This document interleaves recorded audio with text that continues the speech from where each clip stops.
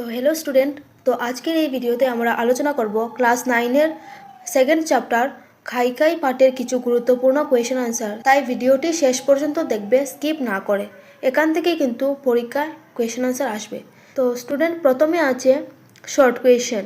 তো শর্ট কোয়েশ্চেনের প্রথমে আছে খাই খাই কবিতাটি কে লিখেছেন? তো কবিতাটি সুকুমার রায় লিখেছেন। কবিতার মূল বিষয় কি? কবিতার মূল বিষয় হলো মানুষের অতিভোজন ও খাদ্যলোভ। কবিতায় মানুষ ও বিভিন্ন প্রাণীর খাওয়ার কথা বলা হয়েছে। খোকারা কি খায়? খোকারা ডাল ভাত খায়। ঘুড়িটি কি খায়? ব্যাঙ। বেহুলা কি খায়? ঘুম। পলোয়ান কি খায়? ডিমবাজি। দারোগা কি খায়? দোল। সরি, ঘুষ হবে। ফরাসিরা কি খায়? ব্যাঙ। বাঙালি কি খায়? ডাল ভাত। চীনারা কি খায়? আরশোলা। লোকে কি খায়? কত কি।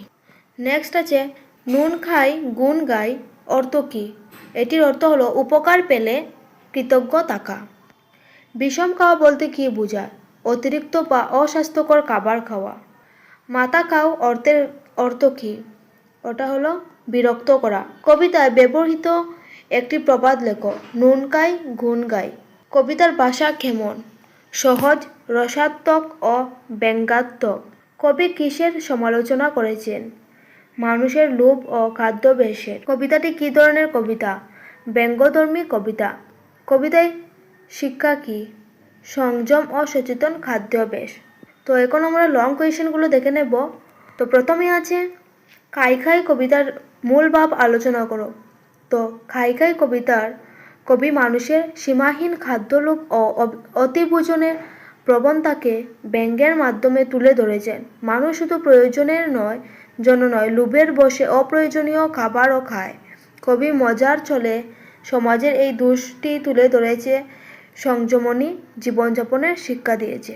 নেক্সট, কবিতায় বিভিন্ন শ্রেণী মানুষের খাদ্যাভ্যাস কীভাবে দেখানো হয়েছে? কবিতায় থাকা দারোগা, বাঙালি, চীনা, ফরাসি প্রভৃতি বিভিন্ন শ্রেণী ও জাতির মানুষের খাদ্যাভ্যাস তুলে ধরা হয়েছে।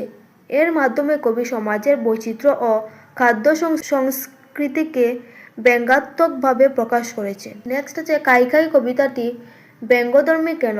কবিতা অদ্ভুত ও অতিরঞ্জিত খাদ্যাভ্যাস দেখিয়ে কবি হাস্যরস সৃষ্টি করেছেন।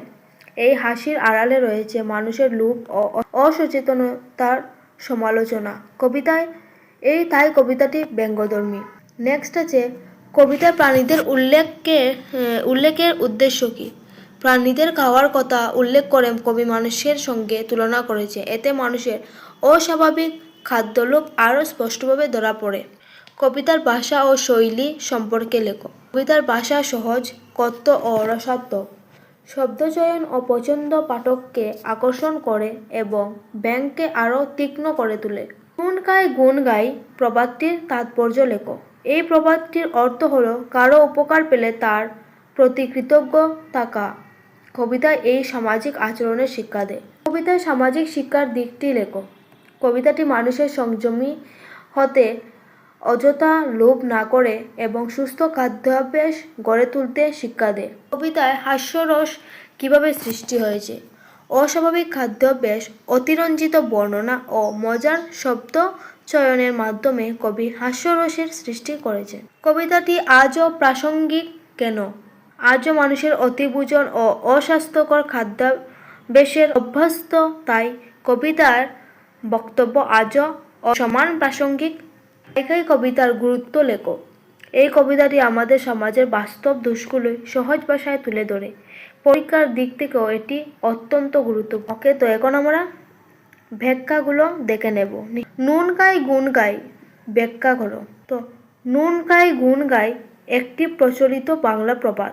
এই প্রবাদটির নিহিতার্থ হলো যার অন্ন খাই, যার উপকার গ্রহণ করি, তার প্রতি কৃতজ্ঞ থাকা আমাদের নৈতিক দায়িত্ব। কবিতায় এই কথাটি ব্যবহার করে কবি সমাজের মানুষের স্বার্থপরতার দিকটি ব্যঙ্গ করেছে।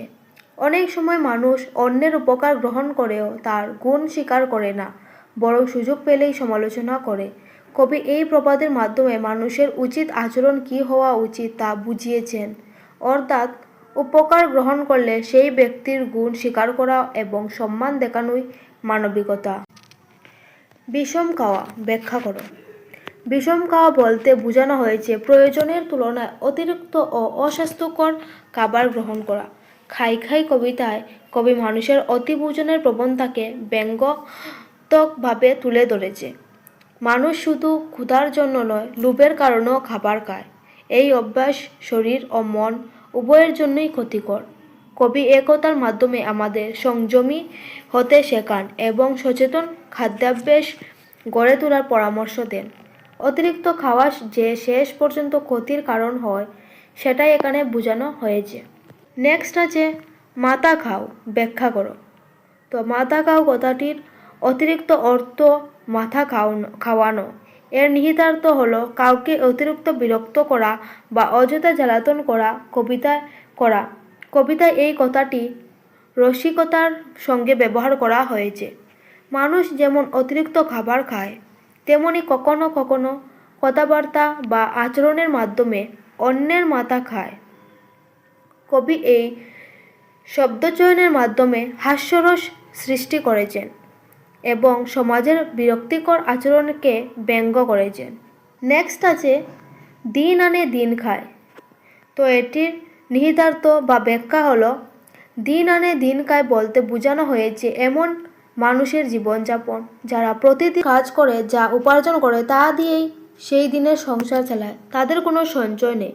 কবিতায় এই কথাটি ব্যবহার করে কবি সমাজের দরিদ্র শ্রেণীর বাস্তব অবস্থাকে তুলে ধরেছেন।